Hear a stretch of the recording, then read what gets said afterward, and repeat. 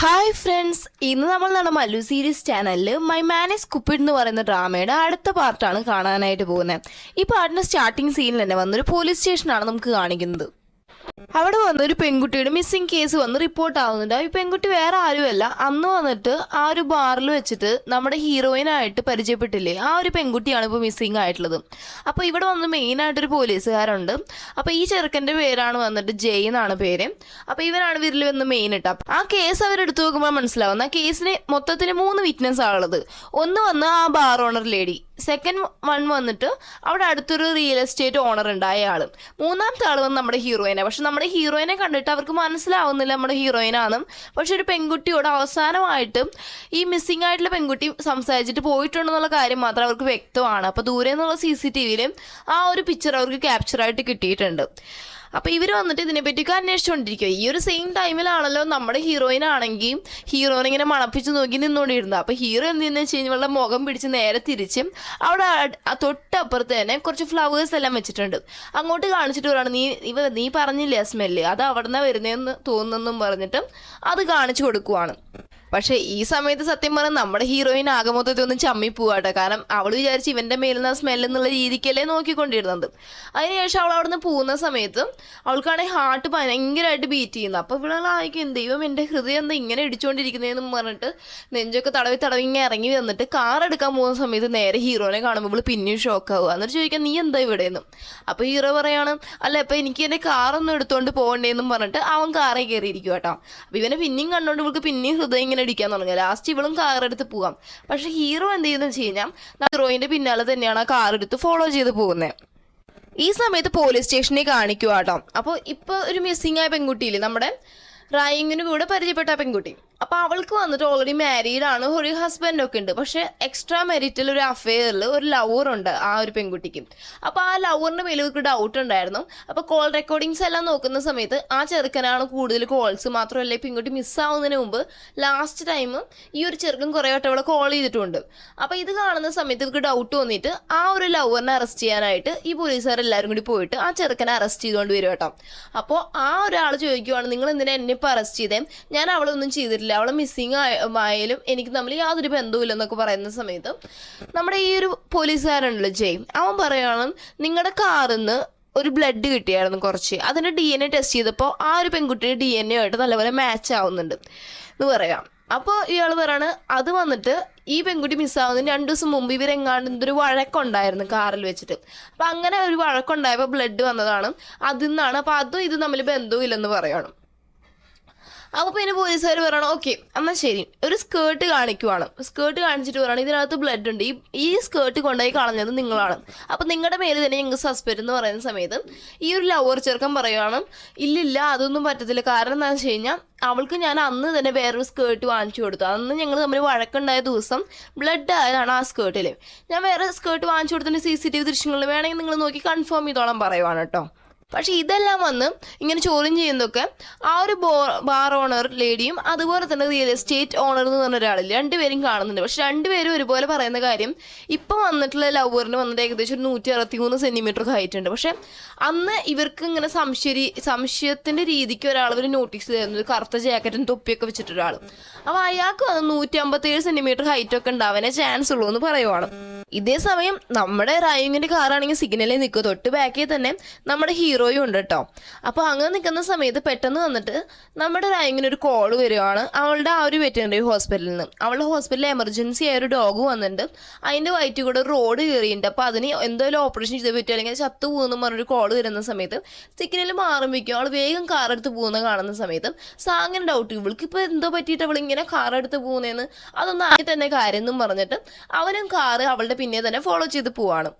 ഇനിയാണെങ്കിൽ റായിങ് ചെന്നോടനെ ഇവരടുത്ത് പറയുന്നത്, നമുക്ക് operation start ചെയ്യാം, ഇനി വെയിറ്റ് ചെയ്യണ്ടെന്ന് പറയുന്ന സമയത്ത് ബാക്കിയുള്ളവർ പറയണം, ഇല്ല നമ്മളെങ്ങനെ സ്റ്റാർട്ട് ചെയ്യുന്നത്, നമ്മൾ ഇതുവരെ ഈ ഒരു ഡോഗിൻ്റെ ഓണറിൻ്റെ സൈൻ വാങ്ങിച്ചിട്ടില്ല, അതല്ലാതെ നമ്മൾക്ക് എങ്ങനെ ഓപ്പറേഷൻ ചെയ്യാൻ പറ്റുന്നതെന്ന് ചോദിക്കുന്ന സമയത്ത് റായിങ് പറയണം, അതൊന്നും എനിക്ക് പ്രശ്നമല്ല, ഈ ഡോഗിൻ്റെ ജീവൻ രക്ഷിക്കുകയാണ് എനിക്കിപ്പോൾ ഏറ്റവും കൂടുതൽ ഇമ്പോർട്ടൻറ്റ്.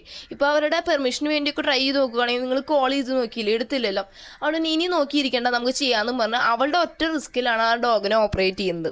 ലാസ്റ്റ് ആ ഓപ്പറേഷനൊക്കെ സക്സസ്ഫുൾ ആയിട്ട് ഇവള് പുറത്തിറങ്ങി വരിക. പക്ഷെ ഈ ഒരു സമയത്ത് സത്യം പറഞ്ഞാൽ നമ്മുടെ സാങ് ആണെങ്കിൽ പുറത്ത് നിന്ന് ഇവിടെ എന്താ ചെയ്യുന്നതെന്ന് അറിയാൻ വേണ്ടി നോക്കുക. അപ്പോൾ ഇവന് മനസ്സിലാവണം, ഓക്കെ ഇവളിങ്ങനെ ഈ ഒരു ഹോസ്പിറ്റലിലെ വെറ്റിനറി ഡോക്ടറാണെന്ന് മനസ്സിലാവണം.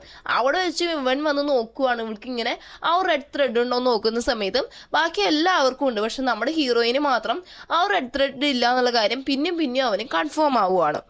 എന്നിട്ട് ഇവൻ മനസ്സെ ആലോചിക്കുകയാണ്, ഒരു പക്ഷെ ആ റെഡ് ത്രെഡ് ഭയങ്കര നീളത്തിലാണെങ്കിൽ നമ്മുടെ ആ ലവർ ഭയങ്കര ദൂരത്തായിരിക്കും, പക്ഷെ ചെറുതാണെങ്കിൽ നമ്മൾ പെട്ടെന്ന് തന്നെ അയാളെ മീറ്റ് ചെയ്യുന്ന അർത്ഥം. ഇനിയാണെങ്കിൽ കട്ടി കുറവാണെങ്കിൽ അടുത്ത ജന്മത്തിൽ മീറ്റ് ചെയ്യുക എന്നുള്ളൂ. പക്ഷെ ഇവൾക്ക് ഈ ത്രെഡ് പോലും ഇല്ലല്ലോ എന്ന് ആലോചിച്ചുകൊണ്ടിരിക്കുവാണ് അവൻ. അതിനുശേഷമാണെങ്കിൽ ഓപ്പറേഷൻ തീർന്നുകൊണ്ട് തന്നെ അവൾ വന്ന് വീട്ടിലേക്ക് പോവാണ്, അവൾ സ്റ്റേ ചെയ്യുന്നിടത്ത്. അപ്പോൾ ഇവൻ അതുപോലെ ഫോളോ ചെയ്ത് പോയിട്ട് പിന്നെയും നോക്കുകയാണ്, ദൈവം ഇവൾക്ക് എന്താ ഇല്ലാത്തതെന്ന രീതിക്കാണ് നമ്മുടെ ഹീറോ ഇങ്ങനെ ചിന്തിച്ചുകൊണ്ടിരിക്കുന്നത്. അതിനുശേഷം അവൾ അവളുടെ അപ്പാർട്ട്മെന്റിൽ എത്തിയതിന് ശേഷം ആ ഫ്രണ്ടിൻ്റെ അടുത്ത് കാര്യങ്ങൾ പറയും, ഇങ്ങനെ ഓപ്പറേഷൻ ചെയ്ത കാര്യമൊക്കെ പറയുന്ന സമയത്തും ആ ഫ്രണ്ട് ഉണ്ടല്ലോ ഭയങ്കരമായിട്ട് നമ്മുടെ ഹീറോയിനെ വഴക്ക് പറയും, നീ എന്ത് പരിപാടിയായി കാണിച്ചുകൊണ്ടിരിക്കുന്നത്, ഓണറിന്റെ സമ്മതമില്ല, നീ ഓപ്പറേഷൻ ചെയ്ത് എന്തെങ്കിലും പുലിവാല് പിടിച്ചു കഴിഞ്ഞാൽ എല്ലാം നീ തന്നെ എടുക്കേണ്ടി വരും, മാത്രമല്ല ഈ ഓപ്പറേഷൻ്റെ ചിലവ് ആര് വഹിക്കുന്ന, നീ എന്താ അത്രയ്ക്ക് വലിയ പൈസക്കാരിയാണ്, അല്ലല്ലോ നമ്മൾ തന്നെ ഇപ്പോൾ ഷെയർ ചെയ്തിട്ടാണ് ഈ ഒരു അപ്പാർട്ട്മെന്റ് ജീവിച്ചുകൊണ്ടിരിക്കുന്നത്, അതൊക്കെ നിനക്ക് അറിയാവോ എന്നൊക്കെ പറഞ്ഞിട്ടും ഹീറോയിനെ വഴക്ക് പറയുന്നെങ്കിലും ഹീറോയിൻ പറയാണ്, ആ ഒരു പാവം സാധു ജീവനെ കളയാനായിട്ട് എനിക്ക് തോന്നിയില്ല, അതുകൊണ്ടാണ് ഞാൻ റിസ്ക് എടുത്തതെന്ന് പറഞ്ഞിട്ടും അവളുടെ സൈഡ് പറയാം കേട്ടോ.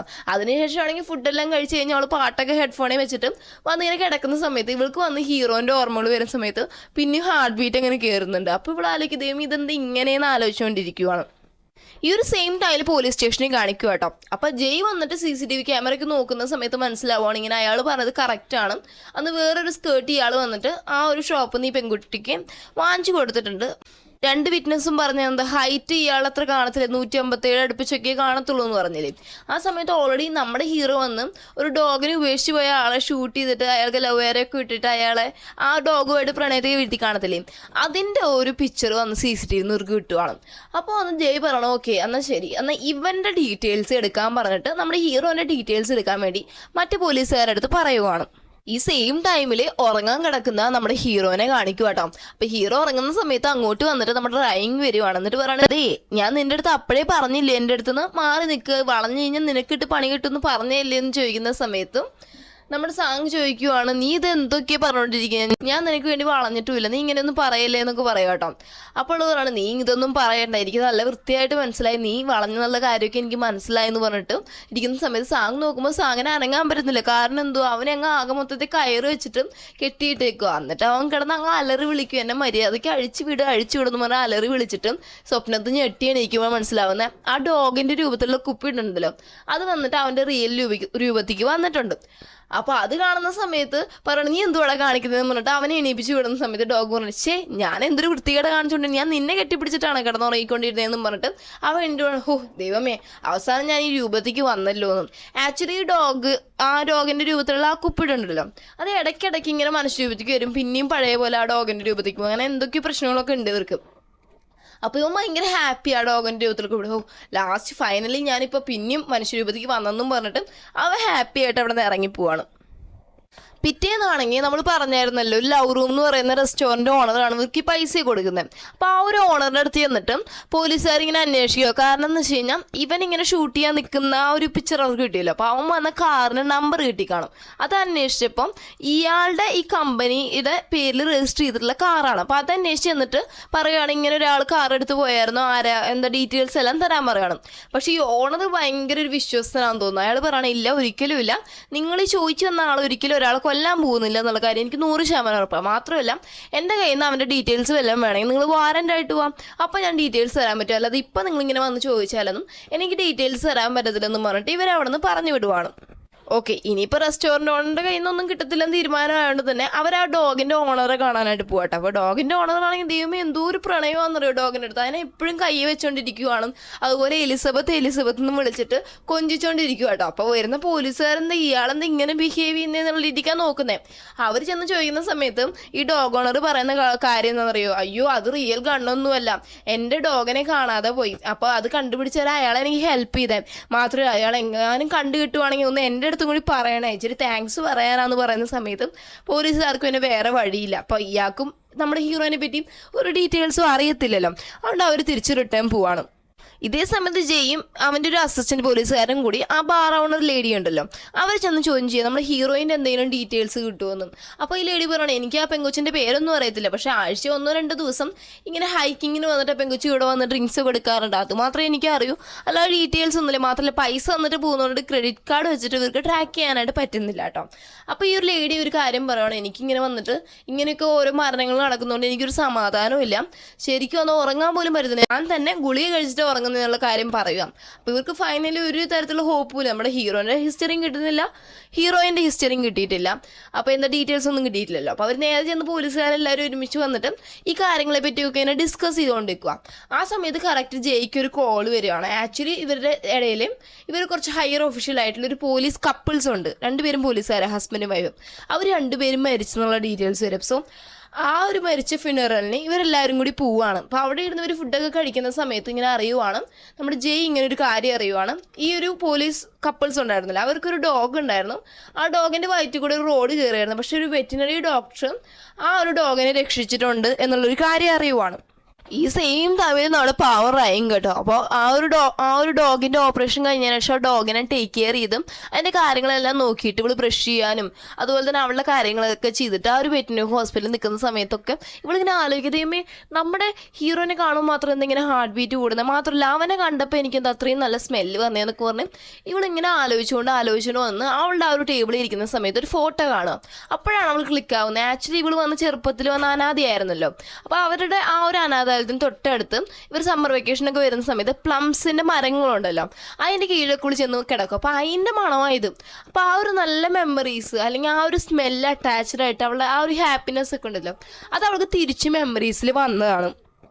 ആ സമയത്താണ് ഇവളെ കൂടെ വരയ്ക്കുന്ന വേറൊരു ഡോക്ടർ അങ്ങോട്ട് കയറി വരുന്നത്. അപ്പോൾ ആ ഡോക്ടറെ അടുത്ത് കാര്യം പറയുന്ന സമയത്ത് ഡോക്ടർ പറയാണ്, പക്ഷേ എനിക്ക് തോന്നുന്നതെന്ന് അറിയോ, നീ അവനെ കണ്ടപ്പോഴേ നീ വളഞ്ഞെന്നാണ് തോന്നുന്നത്. കാരണം എന്താണെന്ന് വെച്ച് കഴിഞ്ഞാൽ ഇല്ലെങ്കിൽ നിൻ്റെ അത്രയും നല്ല മെമ്മറീസ് ഇപ്പോൾ ഈ ഒരു ചെറുക്കനെ കണ്ടപ്പോൾ നിനക്ക് ഓർമ്മ വരേണ്ട കാര്യമില്ലല്ലോ. അപ്പോൾ ഉറപ്പാടി നീ എന്തുമല്ല അവനെ കണ്ട് ലവ് അറ്റ് ഫസ്റ്റ് സൈറ്റിൽ വീണം എന്നുള്ള കാര്യം ഉറപ്പാണെന്നും പറഞ്ഞിട്ട് ആ ഡോക്ടർ അവിടെ നിന്ന് പോവാട്ടോ. അപ്പോൾ ഇവളും ഇതിനെപ്പറ്റി ഇങ്ങനെ ആലോചിച്ചുകൊണ്ടിരിക്കുവാണ്. ഈ ഒരു സെയിം ടൈമിൽ ആ വെറ്റിനറി ഹോസ്പിറ്റലിലേക്ക് ജെയ് വരുവാണ്. കാരണം എന്താണെന്ന് വെച്ച് കഴിഞ്ഞാൽ ഇപ്പോൾ ആ ഡോഗിനെ രക്ഷിച്ചെന്ന് പറഞ്ഞില്ലേ, അപ്പോൾ അതിനെപ്പറ്റി കാണാനും അതിൻ്റെ ഡീറ്റെയിൽസ് അറിയാനും വേണ്ടിയിട്ടാണ് ഇവൻ ഇങ്ങോട്ട് വരുന്നത് കേട്ടോ. വന്ന് കയറുമ്പോൾ നോക്കുമ്പോൾ എന്തുവാ അവിടെ വന്നിരിക്കുന്ന മൊത്തവും ആമ്പിള്ളേരാ, അവരെല്ലാം തന്നെ അവരുടെ ഡോഗ്സിനെയും കൈപിടിച്ചിട്ട് അവിടെ വന്നിരിപ്പുണ്ട്. അപ്പോൾ ഇവ എന്തെന്നെ ഷോക്കാണ് ദൈവമേ, ഈ ഹോസ്പിറ്റലിൽ എന്താ മൊത്തം ആമ്പിള്ളേർ വന്നിരിക്കുന്നതെന്ന് പറഞ്ഞിട്ട് അവനിങ്ങനെ ഷോക്കായി ഇങ്ങനെ നോക്കിക്കൊണ്ടിരിക്കും. ആ സമയത്തും അടുത്ത ആളെ ഡോഗിനെ വിളിച്ചുകൊണ്ട് പോകാനായിട്ട് നമ്മുടെ ഹീറോയിൻ ഇറങ്ങി വരും കേട്ടോ. അപ്പോൾ ഹീറോയിനെ കാണുന്ന സമയത്ത് തന്നെ ജെയ് അവളെ കണ്ട് പ്രണയത്തിൽ വീഴുവാണ്. ഈ ഒരു സീനോട് കൂടിയാണ് നമ്മുടെ ഇന്നത്തെ എപ്പിസോഡ് ഇവിടെ അവസാനിക്കുന്നത്. ഓക്കെ ഫ്രണ്ട്സ്, നിങ്ങൾക്ക് ഈ വീഡിയോ ഇഷ്ടപ്പെട്ടാൽ ലൈക്ക് ചെയ്യാനും ഷെയർ ചെയ്യാനും സബ്സ്ക്രൈബ് ചെയ്യാനും മറക്കല്ലേ. മാത്രമല്ല നെക്സ്റ്റ് ഒരു വീഡിയോ ആയിട്ട് വരുന്നവരേക്കും ബൈ ബൈ.